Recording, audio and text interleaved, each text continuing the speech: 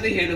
ಈ ಸಿಹಿ ಸುದ್ದಿಯನ್ನು ಕೇಳಿದಂತ ನಾನು ನೀನು ಮಾತ್ರ ಸಂಭ್ರಮಿಸುವುದಲ್ಲ, ಮತ್ತೆ ನಾಳೆ ದಿನ ಸಾಕೇತದ ಪ್ರತಿಯೊಬ್ಬರು ಇದನ್ನು ಸಂಭ್ರಮಿಸಿ ಹಬ್ಬದ ರೀತಿಯಲ್ಲಿ ಆಚರಣೆಯನ್ನು ಮಾಡಬೇಕು. ನಾಳೆ ಬೆಳಿಗ್ಗೆ ಆದ್ರೆ ಇಲ್ಲಿ ಹಬ್ಬ ಮಾಡಿ ಯಾರು ಇಂತ ಸಿಹಿ ಸುದ್ದಿ ತನ್ನಂತ ನಿನ್ನನ್ನು ಸುಮ್ಮನೆ ಬಿಡ್ಲಿಕ್ಕೆ ಆಗ್ತದೇನೆ? ಅಂದ್ರೆ ಸ್ವಲ್ಪ ನಿಲ್ಲು, ನಿನ್ನ ಬಾಯಿ ಸಿಹಿ ಮಾಡ್ತೇನೆ.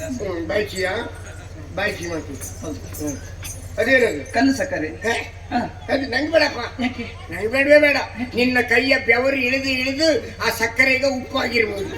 ಇಲ್ಲ, ನೀನು ಇದನ್ನೇ ತಿನ್ಬೇಕು. ನಿನ್ನ ಆರೋಗ್ಯಕ್ಕೆ ಆಯುಷ್ಯಕ್ಕೆ ಎರಡಕ್ಕೂ ಒಳ್ಳೇದಿದೆ. ಏನು ಸಮಸ್ಯೆ ಇಲ್ಲಮ್ಮ. ನನಗೆ ಇಷ್ಟು ವರ್ಷ ಆಯ್ತು, ಸಿಹಿ ಅಂಶ ಹೆಚ್ಚಾಗೋದಿಲ್ಲ, ಉಪ್ಪಿನ ಅಂಶ ಕಮ್ಮಿ ಆಗೋದಿಲ್ಲ. ಇಷ್ಟು ವರ್ಷ ಆದ್ರೂ ಆರೋಗ್ಯವನ್ನು ಕಾಪಾಡಿಕೊಂಡು ಹೀಗೆ ಇದ್ದೇನೆ. ಅದೆರಡು ಇಲ್ವಾ ನಿನ್ಗೆ? ಅಂದ್ರೆ ಒಳಗಿನೊಳಗೆ ಬೇರೆ ಸಣ್ಣ ಪುಟ್ಟದೆಲ್ಲ ಉಂಟು ಅಂತ ಹೇಳಿದ ನೀನು. ಹೇಳ್ದಿದ್ದು ಯೋಚನೆ ಮಾಡ್ಬೇಡ್ವೆ. ಮತ್ತೆ ನೀನೊಂದು ಸೀಕ್ರಿ ಮಾತಾಡ. ಮುಖ್ಯವಾಗಿ ಇದ್ದದೇ ಎರಡು, ಬಿಡ್ಬೇಕಾದದ್ದೇ ಇಲ್ಲಲ್ಲ. ಅದೇ ಆರೋಗ್ಯವಾಗಿ ಇದೆಯಲ್ಲ ಅಂತ ಸಂತೋಷ. ಬೇಡ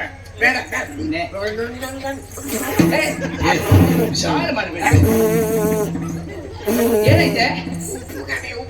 ಉಪ್ಪ? ನಿನಗೆ ಸಿಹಿ ಈಗ ಉಪ್ಪಾಗಿ ರುಚಿಸಿದ್ದ? ಸಮಸ್ಯೆ ಅಲ್ಲ, ನಿನ್ನ ಬೆವರಿಂದ ಆಯ್ತಾ? ಆಗ ಸರಿ. ಅದು ಮೊನ್ನೆ ಮಳೆಗೆ ನೀರು ಹೊಡೆದು ತೋಡಿನಾಗ ಇಳಿತೋಡಿ ಬರ್ಬೋರಂತ. ಇದೆಂತದ್ದು? ಕಡಗ ಕಡಗ ಕಡಗ ಯಾವ್ದದು? ಬೆಳ್ಳಿದ್ದು. ತೆಗೆಯದನ್ನು ಆಗುದಿಲ್ಲ. ಏನೆಲ್ಲ ಮಾತಾಡ್ಬೇಡ. ನನಗೆ ಬೆಳ್ಳಿದ್ದು ಕಡಗ ತೆಗೆದ್ರೆ ಆಗುದಿಲ್ಲ. ಬೆಳ್ಳಿದ್ದು ತೆಗೆದ್ರು ಆಗುದಿಲ್ಲ ನಿನಗೆ? ಕೆಲವರಿಗೆ ಕಬ್ಬಣ ಮುಟ್ಟಿದ್ರೆ ಆಗುದಿಲ್ಲ. ಹಾಗಲ್ವೇ? ನಿನ್ನ ಕೈಗಳಿಗೆ ಬಂಗಾರದ ಕಡಗವನ್ನು ತೊಡಿಸ್ತೇನೆ ನಾನು. ಅಂದ್ರೆ ಬಂಗಾರದ ಕಡಗ ಇಟ್ಕೊಂಡು ನಾಳೆಯಿಂದ ನಾನು ಖಡ್ಗೇಶ್ವರಿ ಅಮ್ಮನ ಆಗಬಹುದು. ಸೀರೆ ಬಿಡಿಸಿ. ಏನೆಲ್ಲ ಮಾತಾಡ್ಬೇಡ. ಪ್ರಾಯ ತುಸು ಹೆಚ್ಚಿದರೆ ಇವತ್ತಿಗೂ ಮಾನ ಮರ್ಯಾದೆಯನ್ನು ವೃದ್ಧಾಪದಲ್ಲಿ ಉಳಿಸಿಕೊಂಡು ಬಂದಂತ ಮಹಿಳೆ ನಾನು. ಅದೆಲ್ಲ ಇದ್ದವರು ಮಾತಾಡ್ಬೇಕಾದದ್ದೇ, ನೀನೆಲ್ಲ ಬಾಯಿಲಿ. ಪಟ್ಟೆ ಸೀರೆ ಕೊಡ್ತೇನೆ ಅಂತ ಹೇಳಿದ್ದು. ಪಟ್ಟೆ ಸೀರೆ? ಅದು ಕೊಪ್ಪು ಅಂತ ಕುಪ್ಪಸವನ್ನು ಕೊಡ್ತೇನೆ. ಇದೆಂತದ್ದು? ಅದು ಮಣಿಪುರ. ಮಣಿಪುರ? ಅದು ಹೇಗೆ? ಪೂರ ಮಣಿಯೇ. ಈಗ ಪೂರ ಮಣಿ ಇದ್ರೆ ಅದು ಮಣಿಪುರ. ಮಣಿಪುರ ಮಣಿ ಸರ ತೆಗೆಯದನ್ನು ತೆಗೆದು ಆಭರಣ ಕೊಡ್ತೇನೆ. ಪೆಟ್ಟಿಗೆಲ್ಲಿರುವಂತ ಬಂಗಾರವನ್ನು ನಿನಗೆ ಕೊಡ್ತೇನೆ. ಎಲ್ಲಿಂದ ತರುದಲ್ಲ, ಪೆಟ್ಟಿಗೆಲ್ಲಿದ್ದಾರೆ, ನಿನಗೆ ನಾ ಕೊಡ್ತೇನೆ. ಅವನಿಂದ ಬೆಳಗ್ಗೆ ಬಂದ ಕ್ಷಣ ಬೋಳ್ ಮಂಡೆ ಬಂದು ನಾ ಕೊಡ್ತೇನೆ ನಿನಗೆ. ಹೌದಾ? ಇಷ್ಟೆಲ್ಲ ಕೊಟ್ಟಾದ ಮೇಲೂ ನಿನ್ನ ಕೊನೆ ಆಸೆ ಏನಾದ್ರೂ ಇದೆಯಾ? ಅಂದ್ರೆ ನಾಳೆ ಬೆಳಿಗ್ಗೆ ಆದ್ರೆ ನನಗೆ ವಾಯ್ದೆ ಆಯ್ತಾ? ಬೇಡದಿದ್ದೇ ಆಲೋಚನೆ ಮಾಡುವ ಧ್ವನಿ ಹಾಗಲ್ವೇ ಅದರ ಧ್ವನಿ. ನೀನ್ ಯಾಕೆ ತಪ್ಪಾಗಿ ತಿಳ್ಕೊಳ್ತಿ ಹೇಳು?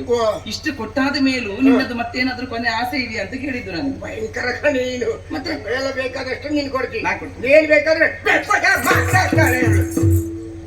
ನಾನು ಏನು ಬೇರೆ ವಿಷಯ ಬರ್ತಾಳೆ ಅಂತ ಹೇಳಿದ್ರೆ ಬಂಗಾರ ಕೊಡ್ತಾಳೆ, ಸೀರೆ ಕೊಡ್ತಾಳೆ. ಯಾಕೆ ನನ್ನ ಕರ್ಮ ನನಗೆ ಗೊತ್ತಾಗಲ್ಲ. ನೀನ್ ಏನು ಅರ್ಥ ಆಗುದಿಲ್ಲ. ನೀನು ಇಷ್ಟೊತ್ತು ಸರಿ ಇದೆ, ಏನಾಯ್ತು? ಈಗ ಮೈ ಮೇಲೆ ಆವೇಶ ಬಂತು. ಸರಿ ಯೋಚನೆ ಮಾಡು ಬೆಪ್ಪು ತಗಡಿಯೇ, ಸರಿ ಯೋಚನೆ ಮಾಡು. ನಾಳೆ ಬೆಳಿಗ್ಗೆ ಆದ್ರೆ ಸಾಕೇತದ ಸಾಮ್ರಾಟ ರಾಮಚಂದ್ರನಾದರೆ ನಿನ್ನ ಮಗನಿಗೆ ಏನು ಕೆಲಸ ಅಂತ ಯೋಚನೆ ಮಾಡು. ನನ್ನ ಮಗ ಯುವರಾಜ? ನನ್ನ ಮಗ ಯುವರಾಜ ಅಲ್ಲ, ನಾಳೆಯಿಂದ ನಿನ್ನ ಮಗ ದೊಣ್ಣೆ ಹಿಡ್ಕೊಂಡು ಗೋಪರಾಕು ಅಂತ ನಿಲ್ಲಿಸುವಂತ ಸ್ಥಿತಿ ಬರ್ತದೆ. ಅವನು ನಿನ್ನ ಮಗನಿಗೆ ಆ ಕೆಲಸ ಆದ್ರೆ ಸಾಕೇತದ ಸಾಮ್ರಾಜ್ಞಿ ಆಗುದು ಯಾರು? ಸೀತೆ ಆಗ್ತಾಳೆ. ಆಮೇಲೆ ಸಾಕೇತದ ರಾಜಮಾತೆ ಆಗುದು ಯಾರು? ನಾವೆಲ್ಲ ರಾಜಮಾತೆಯರೇ. ನಾಳೆಯಿಂದ ಬೆಳಿಗ್ಗೆ ನಿನ್ಗೆ ಬೊಟ್ಟ ಆಗುದು ಅದು ಗೊತ್ತಿಲ್ಲ. ಏನ್ ಅಪಶಕುನವೇ ನಿನ್ನ? ಎಲ್ರೂ ಕಾಯ್ತಾ ಇದ್ರು ನಿನ್ನ ಬಗ್ಗೆ, ಅದು ನಿನ್ಗೆ ಗೊತ್ತಿಲ್ಲ. ಮದುವೆ ಆದ ಬೆನ್ನಿಗೆ ಎಷ್ಟೋ ವರ್ಷ ಗಂಡ ಹೆಂಡತಿ ನೀವೆಲ್ಲರೂ ಒಟ್ಟಿಗೆ ಬಂಗಾರದ ಅರಮನೆಯಲ್ಲಿ ಇದ್ದಾಗ ಆ ಸುಮಿತ್ರಾ ದೇವಿಗೆ ಮತ್ತು ಕೈಕಲ್ಯ ದೇವಿಗೆ ಹೊಟ್ಟೆಗೆ ಇಚ್ಛಾಗುತ್ತಿತ್ತು. ಆ ಕೌಸಲ್ಯ ದೇವಿಯವರು ಕಾಯ್ತಾ ಇದ್ರು ಯಾವ ಸಂದರ್ಭದಲ್ಲಿ ತೀರಿಸುವುದು ಅಂತ ಹೇಳಿ. ಈಗ ನಾಳೆ ಬೆಳಿಗ್ಗೆ ರಾಜಮಾತೆ ಕೌಸಲ್ಯ ಮಾತೆ ಆದ್ರೆ ನಿನ್ನ ಯೋಗ ಭಾಗ್ಯ ಏನಂತ ಹೇಳಿ ಅಮ್ಮ. ನಿನಗೆ ಪುಸ್ತಕಿಲ್ಲ ದಿನ ಇಡೀ.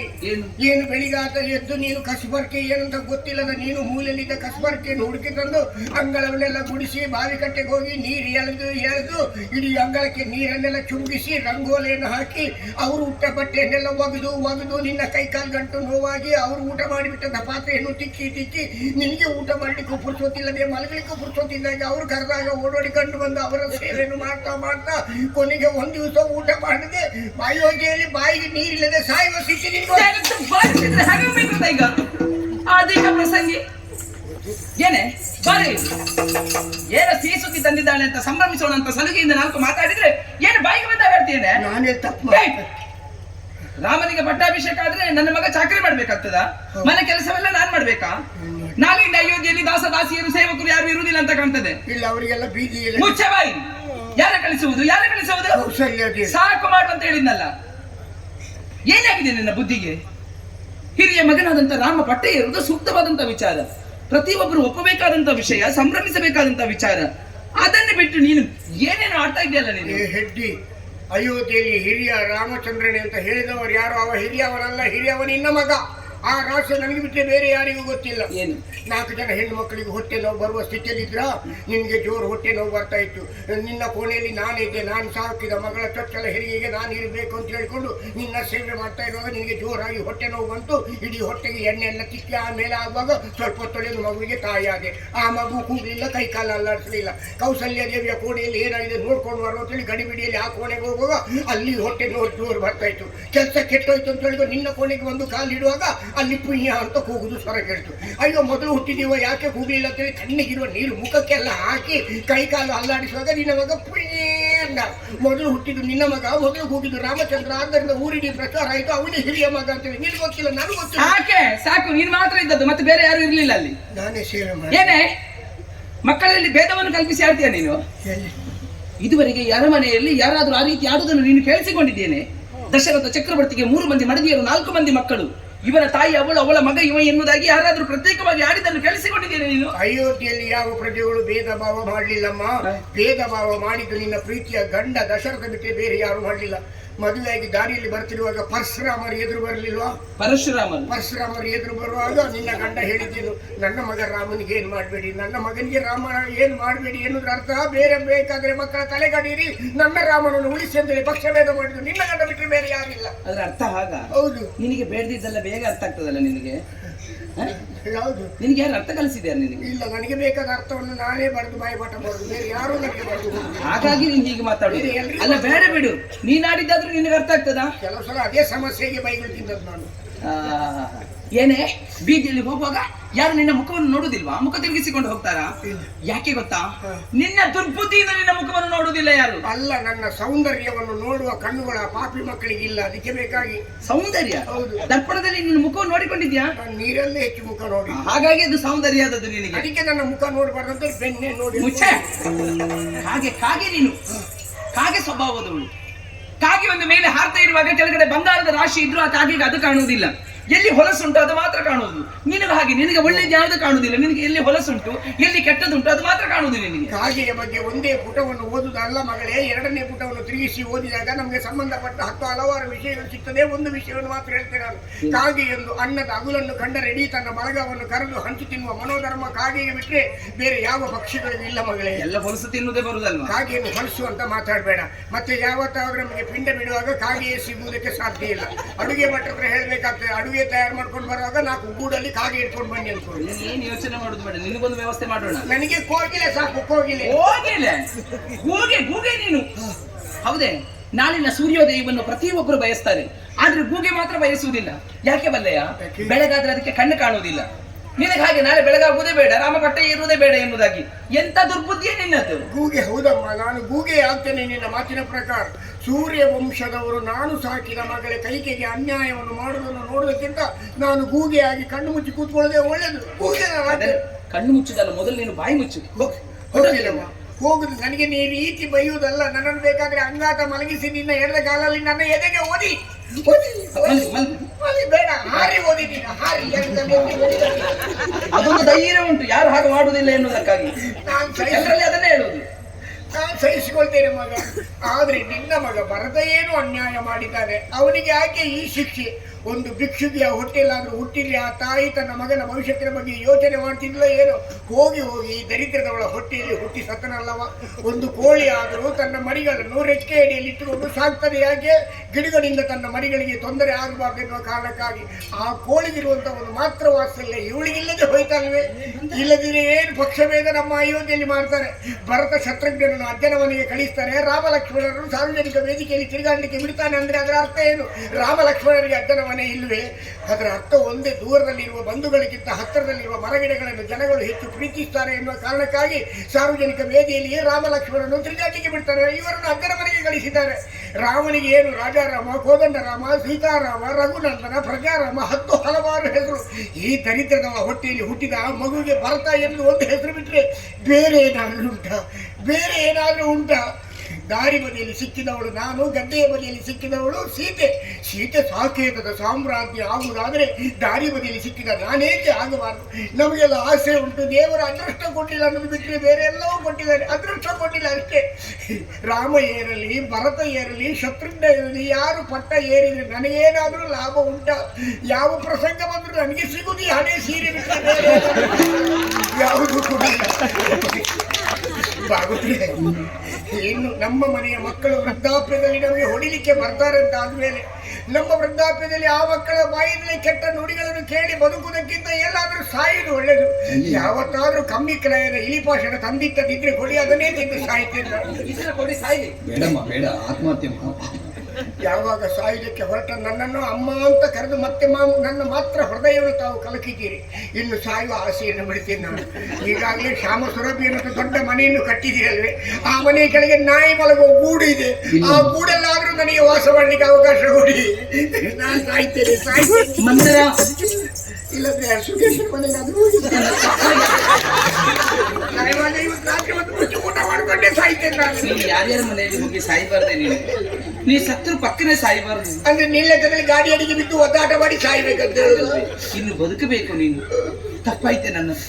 ಸದಾ ನನ್ನ ಒಳಿತನ್ನೇ ಬಯಸಿದವಳು ನೀನು, ಯಾವತ್ತು ನನ್ನ ಕೆಡುಕನ್ನು ಬಯಸಿದವಳಲ್ಲ. ಅಂದು ನನ್ನ ಪ್ರಾಣ ಉಳಿಸಿದಂತ ಪ್ರಾಣ ಸಖಿ ನೀನು. ಆವತ್ತು ನೀನು ನೀರಲ್ಲಿ ಮುಳುಗುವಾಗ ನನ್ನ ಜೀವದ ಹಂಗ ತೊರೆದು ನೀರಿಗೆ ಹಾರಿ ನಿನ್ನನ್ನು ಬರಸೆಳೆದ ಮೇಲೆ ಆಗಿದೆ. ಆವತ್ತೇ ನಾನು ನಿನ್ನ ಕೈ ಬಿಟ್ಟಿದ್ದು. ನೀನು ಸತ್ತು ಹೋಗ್ತಿದ್ದಿ, ಈ ನಿಂದನೆಯ ಮಾತುಗಳನ್ನು ಕೇಳುತ್ತಾ ಇರಲಿಲ್ಲ ನಾನು. ಹೊರಗಿನವರು ಯಾರು ನಮ್ಮನ್ನು ದೂರುದಿಲ್ಲ, ನಮ್ಮವರೇ ನಮ್ಮನ್ನು ದೂರ್ತಾ ಇದ್ದಾರೆ.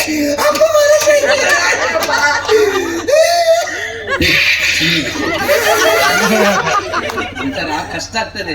ಆದ್ರೂ ವರ್ಷಗೊಂಡಿದ್ರೆ ಅಂತಕ್ಕೆ ನಿನಗಲ್ವೇ ನೋಡು ಅವರಿಗೆ ಕಷ್ಟ ಆಗ್ತದೆ ಅಂತ ಹೇಳಿದ್ದು. ಅವ್ರಿಗೆ ನಿನಗೇನು ನಷ್ಟ? ಭರತ ನೇರಿದ್ರೆ ನಿನಗೇನು ಲಾಭ? ಒಂದು ತುಂಡು ತಲೆಗೆ, ಒಂದು ತುಂಡು ಚಾಪೆ, ಒಂದು ತುಂಡು ಇಷ್ಟು ಕಬ್ಬಳಿ ಹಾಕಲು ಕೊಡುವುದಲ್ಲ. ನಮ್ಮ ಮಗನ ಭವಿಷ್ಯ ಎನ್ನುವುದು ಹಾಳಾಗಬಾರ್ದು, ಹಾಗಾಗಬಾರದು. ಇಂದು ನಾವು ಅಧಿಕಾರವನ್ನು ಬಿಟ್ಟುಕೊಟ್ರೆ ನಾಳೆ ಕಷ್ಟವನ್ನು ಅನುಭವಿಸಬೇಕಾದವರು ನಾವೇ. ಹೌದು ಮಗ, ಹಾಗಾಗಬಾರದು. ಒಂದು ಹುಲಿಯ ಕತೆ ಗೊತ್ತಿಲ್ವ ನಿನಗೆ? ಯಾವ ಹುಲಿ? ಹುಲಿ ಹುಲಿ ಹುಲಿ ಹುಲಿಯ ಕತೆ ಗೊತ್ತಿಲ್ವಾ? ಗಾದೆ ಮಾತಿರುವುದಾಗಿ ಹುಲಿಯ ಮೇಲೆ ನಾವು ಕೂತಾಗ ಹುಲಿ ನಾವು ಹೇಳಿದ ಹಾಗೆ ಕೇಳ್ತದೆ. ಹುಲಿಯಿಂದ ನಾವು ಕೆಳಗಿಳಿದಾಗ ಹುಲಿಯೇ ನಮ್ಮನ್ನು ಹರ್ಕಂತಿಂತದೆ, ನೆನ್ಪಿಟ್ಕೋ. ಅಧಿಕಾರ ಅಂದ್ರೆ ಹಾಗೆ. ನನ್ನ ಮಗನಿಗೆ ಅಧಿಕಾರ ಎನ್ನುವುದು ಸಿಗಬೇಕು. ಇದನ್ನು ಹೇಗಾದ್ರೂ ಮಾಡಿ ತಪ್ಪಿಸಬೇಕು. ಏನು ಮಾಡುವುದೇ ಹೇಳು. ಒಂದು ಅವಕಾಶ ಕೊಡ್ತೀಯಾ? ಇಡೀ ಪ್ರಸಂಗದ ಪದ್ಯವನ್ನೇ ನಾನು ಬದಲಿಸ್ತೇನೆ. ಇಷ್ಟ ಆದ ಮೇಲೆ ಹೌದು. ಹೇಗೆ? ಬೆಳಿಗಾತ ಎಲ್ಲರೂ ಹೇಳುದು ಹೇಗೆ? ಕೌಸಲ್ಯ ಸುಪ್ರಜಾ ರಾಮ ಪೂರ್ವ ಸಂಧ್ಯಾ ಪ್ರವರ್ತತೆ ಉತ್ತಿಷ್ಟ ನರಸಾರ್ಧೂಲ ಕರ್ತವ್ಯಂ ದೈವ ಮಾನ್ಯಿಕ ಅಂತ ಹೇಳುದಿಲ್ಲ. ನಾಳೆ ಬೆಳಿಗ್ಗೆ ನಾನು ಬೇರೆ ಹೇಳಿಸ್ತೇನೆ. ಕೈಕಾ ಸುಪ್ರಜಾ ಭರತ ಪೂರ್ವ ಸಂಧ್ಯಾ ಪ್ರವರ್ತತೆ ಕೈಕಾ ಸಿಂಹಿಣಿ ಗರ್ಭ ಸಂಭೂತ ಕರ್ತವ್ಯಂ ದೈವ ಮಾನ್ಯಿಕ ಅಂತ ಹೇಳಿಸ್ತೇನೆ ನಾನು. ಪದ್ಯ ಬದಲು ಮಾಡ್ತೀನಿ. ಪದ್ಯ ಬದಲಾದ್ರೆ ಸಾಕಾಗೋದಿಲ್ವೇ? ಬದುಕು ಬದಲಾಗಬೇಕು. ಪದ್ಯ ಬದಲು ಮಾಡಿದ್ರೆ ನಿನ್ನನ್ನು ಕೊಲ್ತಾರೆ. ನಿನ್ನನ್ನು ಇರುವ ದಾರಿ ಒಂದೇ ಮಗ. ಅಂಗೈಯಲ್ಲಿ ಬೆಣ್ಣೆಯನ್ನು ಇಟ್ಟುಕೊಂಡು ತುಪ್ಪಕ್ಕಾಗಿ ಊರಿಡಿ ಅಲಿಯುವ ಹಡ್ಡರಂತೆ ನೀನು ಮಾತುಗಳನ್ನು ಆಡಬೇಡ. ಎಲ್ಲುಂಟೆ? ಉಂಟು. ಹೇಗೆ? ಆವತ್ತು ನೀವು ಮದುವೆಯಾದ ಬೆನ್ನಿಗೆ ಗಂಡೆಯಂತೆ ಜೀವಂತ ಇಬ್ಬರು ಒಟ್ಟಿಗೆ ಸ್ವರ್ಗಸ್ಥರಾಗಿದ್ರೆ ನೆನ್ಪುಂಟ? ಸ್ವರ್ಗ ಲೋಕಕ್ಕೆ ಹೋದದ್ದು. ಹೌದು. ಆಗ ಸಂಪಾಜೆ ಸುಬ್ರಾಯಣ್ಣ ಯುದ್ಧ ಮಾಡ್ಲಿಕ್ಕೆ ಬಂದದ್ದು ನೆನ್ಪುಂಟ? ಅಲ್ಲಿ ಬಂದದ್ದು ಶಂಬರಾಸುರ. ಸಂಪಾಜೆ ಸುಬ್ರಾಯ ಅಲ್ವಾ? ನಾವಲ್ಲಿಗೆ ಹೋದಾಗ ಇಲ್ಲಿಗೆ ಬಂದಿರ್ಬೇಕು ನೀನಲ್ಲಿ. ಶಂಬರಾಸುರ ಯುದ್ಧ ಮಾಡುವಾಗ ನಿನ್ನ ಗಂಡನ ಕೀಲ್ ಜಾರಿದ ನೆನ್ಪುಂಟ? ರಥದ ಗಾಲಿಯ ಕೀಳು ಜಾರಿದ್ದ. ಆಗ ನೀನು ಬೆರಳಾಕಿದ್ದು ನೆನಪುಂಟ? ನನ್ನ ಬೆರಳಲ್ವಾ? ಯುದ್ಧ ಗೆದ್ದಾದ ಮೇಲೆ ನಿನ್ನ ಗಂಡ 2 ವರ ಬೇಕಂತ ಕೇಳಲಿಲ್ವಾ? ನ್ಯಾಸವಾಗಿ ಅವರಲ್ಲೇ ಇರಿಸಿದ್ದೇನೆ. ಆ ವರವೇ ನಿನ್ನ ಗಂಡನ ಅಲ್ಲಿಗೆ ಮುಳ್ಳಾಗಬೇಕು. ಹೇಗೆ ಅದು? ಒಂದೇ ಇರುವುದು ದಾರಿ. ಯಾವ ಮುಹೂರ್ತದಲ್ಲಿ ಯಾವ ಗಳಿಗೆಯಲ್ಲಿ ಯಾರ ಸಮ್ಮುಖದಲ್ಲಿ ರಾಮನಿಗೆ ಪಟ್ಟಾಭಿಷೇಕ ತೀರ್ಮಾನ ಮಾಡಿದ್ರು ಅದೇ ಮುಹೂರ್ತದಲ್ಲಿ ಅದೇ ಗಳಿಗೆಯಲ್ಲಿ ನನ್ನ ಮಗ ಭರತನಿಗೆ ಪಟ್ಟಾಭಿಷೇಕ ಆಗಬೇಕು. ಒಂದನೇ ವರವಾಗಿ ಕೇಳಬೇಕು. ಹೌದು. 2ನೇ ವರವಾಗಿ ರಾಮಚಂದ್ರ 14 ವರ್ಷ ಕಾಡಿಗೆ ಹೋಗ್ಬೇಕು. ನಿನಗೆ ತಲೆ ಸರಿ ಇಲ್ವೇ? ಭರತನಿಗೆ ಪಟ್ಟಾಭಿಷೇಕ ಆದ್ಮೇಲೆ ರಾಮ ಯಾಕೆ ಕಾಡಿಗೆ ಹೋಗ್ಬೇಕು? ಇದರಲ್ಲಿ ನಮ್ಮ ಕೈವಾಡ ಉಂಟು ಅಂತ ಇವರು ಎಲ್ಲರಿಗೂ ಗೊತ್ತಾದ್ರೆ ಇವರೆಲ್ಲ ರಾಮನ ಪರಮ ಭಕ್ತರು. ನಾಳೆ ಬೆಳಿಗ್ಗೆ ನಮ್ಮನ್ನು ಕಲ್ಲು ಹೊಡೆದುಕೊಂಡಾರು. ಬೆಳಗಿನ ತನಕ ಇರ್ತಾರ. ಅಲ್ಲಿ ಮೂಲೆಯಲ್ಲಿ ತಿರುಗುವಾಗಲೇ ಹೊಡೆದುಕೊಂಡಾರು. ಅದಕ್ಕೆ ಇರೋ ದಾರಿ ಒಂದೇ. 14 ವರ್ಷ ಯಾಕೆ ಅಂತ ಒಂದು ವ್ಯಕ್ತಿ ಆದವ 12 ವರ್ಷ ಊರಲ್ಲಿ ಕಾಣಿಸಿಕೊಳ್ಳದಿದ್ರೆ 13ನೇ ವರ್ಷಕ್ಕೆ ಅವರಿಗೆ ಪಿಂಡ ಪ್ರದಾನ ಮಾಡಬೇಕು. 14ನೇ ವರ್ಷಕ್ಕೆ ಜನಗಳೆಲ್ಲರೂ ಮರ್ತೇ ಬಿಡ್ತಾರೆ. ವ್ಯಕ್ತಿ ಜನರು ಮರ್ತದಲ್ವೇ? ಮೂಲದಲ್ಲಿ ನನ್ನವರೇ ಮರ್ತಿದ್ದಾರೆ. ಹೌದು. ನನ್ನ ಅಪ್ಪನಿಗೆ ಕೊಟ್ಟಂತಹ ಮಾತು, ನ್ಯಾಸವಾಗಿ ಇರಿಸಿದಂತಹ 2 ವರ, ಅದೆಲ್ಲವನ್ನು ಮರೆತು ರಾಮನಿಗೆ ಪಟ್ಟಾಭಿಷೇಕ ಮಾಡಬೇಕು ಎಂಬುದಾಗಿ ಮುಂದಾಗ್ತಾ ಇದ್ದಾರಲ್ಲ. ನನ್ನಲ್ಲಿ ಒಂದು ವಿಷಯವನ್ನು ತಿಳಿಸದೆ ಮೋಸ ಅಲ್ವೇನೆ, ವಂಚನೆ ಅಲ್ವೇನೆ, ಇದು ಅನ್ಯಾಯ ಅಲ್ವೇನೆ? ಅಪರಾಧ. ಇದನ್ನು ತಪ್ಪಿಸ್ತೇನೆ. ಹೋಗಿ ಕೇಳ್ತೇನೆ. ಅಲ್ಲಿ ಅಲ್ಲೇ ಹೋಗಿ ಕೇಳಿದ ತಕ್ಷಣ ತೆಗೆದುಕೊಳ್ಳಿಕ್ಕೆ ಉಪ್ಪಿನಕಾಯಿ ಕಸಿ ಅದು ನಕ್ಲಿಕ್ಕೆ ಹಾಗೆ ಸಿಗ್ತದೆ ಅಲ್ಲ. ಇಲ್ಲಿ ಬಾ, ಅದಕ್ಕಿರುವ ದಾರಿ ಒಂದೇ, ನಿನ್ನ ಗಂಡನ ಇಲ್ಲಿ ಬರುವ ಹಾಗೆ ಮಾಡಬೇಕು. ಹೇಗೆ ಅದು? ಈಗ ಯಾವುದು ಚಿನ್ನಾಭರಣ ಯಾವುದು ಬೇಡ, ಇದನ್ನೆಲ್ಲ ಕಳಿಸಿಟ್ಟು ಒಂದು ಮೂಲೆಯಲ್ಲಿ ನೀವು ಮಲಗು. ನೀನು ಅದರಲ್ಲಿ ಕೂದಲನ್ನು ಬಿಡಿಸಿಕೊಂಡು ಒಂದು ಮೂಲೆಯಲ್ಲಿ ಕೂತ್ಕೋ. ಇಷ್ಟು ತನಕ ಯಾರು ಉದ್ಘಾಟನೆ ಮಾಡಿದ ಶೋಕಾಗಾರವನ್ನು ಉದ್ಘಾಟನೆ ಮಾಡಿದ ಪ್ರಥಮ ಮಹಿಳೆ ನೀನೇ ಆಗಬೇಕು. ಕೂದಲನ್ನು ಬಿಟ್ಟುಕೊಂಡು ತಿರುಗು. ಯಾವ ಮನೆಯಲ್ಲಿ ಹೆಣ್ಣು ಮಕ್ಕಳು ಇಷ್ಟುದ ಕೂದಲನ್ನು ಬಿಟ್ಟುಕೊಂಡು ತಿರುಗ್ತಾರೋ ಆ ಮನೆಗೆ ಬೇರೆ ಮಾಟ ಮಾಡ್ಬೇಕಾದ ಅಗತ್ಯ ಇಲ್ಲ. ನಾವೇ ದೊಡ್ಡ ಮಾತಾಡ್ಬೇಡ, ಅದಕ್ಕೆ ಇದನ್ನೆಲ್ಲ ಕಳಿಸಿಟ್ಕೋ. ಬರುವುದಿಲ್ವೇ? ಹೆಡ್ಡಿ, ನಿನ್ನ ಗಂಡ ಬಂದೇ ಬರ್ತಾನೆ. ಒಂದು ವೇಳೆ ಅವ ಬರೆದಿದೆ ರಾಮಚಂದ್ರ ಎಂದು ಬಂದೇ ಬರ್ತಾನೆ. ಅಮ್ಮನ ಆಶೀರ್ವಾದ ಇಲ್ಲದೆ ತಾನು ಪಟ್ಟ ಏರುವುದಿಲ್ಲ ಎನ್ನುವ ಸಂಕಲ್ಪವನ್ನು ಮಾಡಿಕೊಂಡಿರುವವರು ಬಂದೇ ಬಂದಾಗ ಈ ವಿಚಾರವನ್ನು ಹೇಳಿಬಿಡು. ಸತ್ಯವೇ, ನನ್ನನ್ನು ಕಾಣದೆ ರಾಮ ಪಟ್ಟ ಏರುವುದಿಲ್ಲ, ಬಂದೇ ಬರ್ತಾನೆ. ಹಾಗಾದ್ರೆ ಈಗ ಯಾವುದು ಬೇಡ ಅಂತ ಆಯ್ತು. ತೆಗೆದುಕೋ, ಎಲ್ಲ ತೆಗೆದುಕೋ. ಯಾರಿಗೆ ಇದು? ಎಲ್ಲ ನಿನಗೆ. ನನಗ ಇಷ್ಟು ವರ್ಷ ಯಾವ ಪ್ರಸಂಗದಲ್ಲಿ ಇದನ್ನು ಕಟ್ಕೊಳ್ಳುವ ಯೋಗ ಬರಲಿಲ್ಲ. ಈ ಪ್ರಸಂಗದಲ್ಲಾದರೂ ಕೊಟ್ಟು ನಿನ್ನ ಆಸೆ ನೆರವೇರಲಿ. ತೆಗೆದುಕೋ.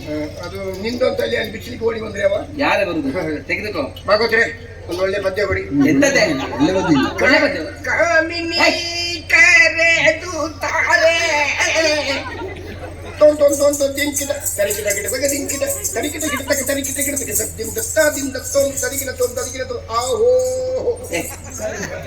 ಪದ್ಯ ಬದಲಾಯಿಸುವಂತ ನಿನಗೆ ಪದ್ಯ. ಮತ್ತೆ ಅವರಿಗೂ ಹುಡುಗಿಯರು ಬಂದ್ರೆ ಒಳ್ಳೆ ಉಮೇದು ಇಲ್ವೇ ಇಲ್ಲ. ಹುಡುಗಿಯರು ಬಂದ್ರೆ ಬಹಳ ಪದ್ಯ ಕೊಡ್ತಾರೆ. ಹೌದು, ಅದನ್ನೆಲ್ಲ ಹೇಳಿದ. ಮುಂದಿನ ವರ್ಷ ಮುದುಕಿಯರಿಗೆ ಪದ್ಯ ಕೊಡುವಾಗ ಪ್ರಸಂಗ ನಾನು ಬರೆಸ್ತೀನಿ. ಅವ್ರು ನೋಡುವ ಹೇಳುದು ಇಲ್ಲಿ ಹೋಗ್ತಾರೆ. ಮತ್ತೇನೆ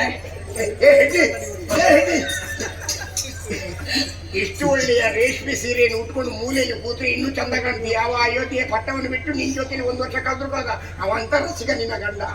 ಏನು ಮಾಡೋದೇ? ನಾನು ಹಳೆ ಸೀರೆ ಉಟ್ಕೋ. ನನ್ನಲ್ಲಿ ತಲೆ ವಿಷಯ ಯಾಕೆ ಮಾಡ್ತೀನಿ? ಇಷ್ಟು ವರ್ಷದಲ್ಲಿ ನೀನು ಹುಟ್ಟು ಕೊಟ್ಟಂತ ಸೀರೆಯನ್ನು ಹಾಗೆ ನಾನು ಪೆಟ್ಟಿಗೆಯಲ್ಲಿ ಮಾಡಿಟ್ಟಿದ್ದೇನೆ. ನೀನ್ ಯಾರಿಗೆ ಕೊಡ್ಲಿಲ್ವಾ? ಕೊಡ್ಲಿಲ್ಲ. ಯಾಕೆ? ಯಾವ್ದಾದ್ರೂ ಒಂದು ಪ್ರಸಂಗದಲ್ಲಿ ನಿನಗೆ ಬೇಕಾಗಬಹುದು ಹಾಗೆ ಮಾಡಿಟ್ಟಿದ್ದೇನೆ. ಒಂದು ನನಗೂ ಕೊಡು, ಉಳಿದದೆಲ್ಲ ಕೊನೆಗೆ ನಿನಗಿರ್ಲಿ. ಆಯ್ತು ಆಯ್ತಾ? ಹೇಗಾದ್ರೂ ಮಾತ್ರ ವಾತ್ಸಲ್ಯ ಹೃದಯದಿಂದ ಅವಳನ್ನು ನನ್ನ ಹತ್ರ ಮಾಡಿಕೊಂಡೆ. ನಾನು ಹೇಳಿದಾಗೆ ಅವಳು ಕೇಳ್ತಾ ಇದ್ದಾಳೆ. ಬೆಳಗಾತ ಎಲ್ಲರೂ ಪ್ರಚಾರ, ಸಾಕೇತ ಸಾಮ್ರಾಜ್ಞಿ, ಸಾಕೇತ ಸಾಮ್ರಾಜ್ಞಿ, ಸಾಕೇತ ಸಾಮ್ರಾಜ್ಞಿ. ಈ ಮಂತ್ರ ಇರುವಾಗ ಸಾಕೇತದ ಸಾಮ್ರಾಜ್ಞಿ ಯಾರು ಆಗ್ತಾರೆ ಅನ್ನೋ ನೋಡುವ ತವಕ ಇದ್ರೆ ಕೊನೆ ತನಕ ಎಲ್ಲರೂ ಕಣ್ಣು ಬಿಟ್ಟುಕೊಂಡು ಯಾರು ಎದ್ದು ಹೋಗದೆ ಕೂತ್ಕೊಳ್ಬೇಕು. ಮಧ್ಯದಲ್ಲಿ ಯಾರಾದ್ರೂ ಎದ್ದೋದ್ರೆ ಸೀತಾರಾಮನ ಆಣೆ ಇದೆ ನಿಮ್ಮ ತಲೆ ಮೇಲೆ.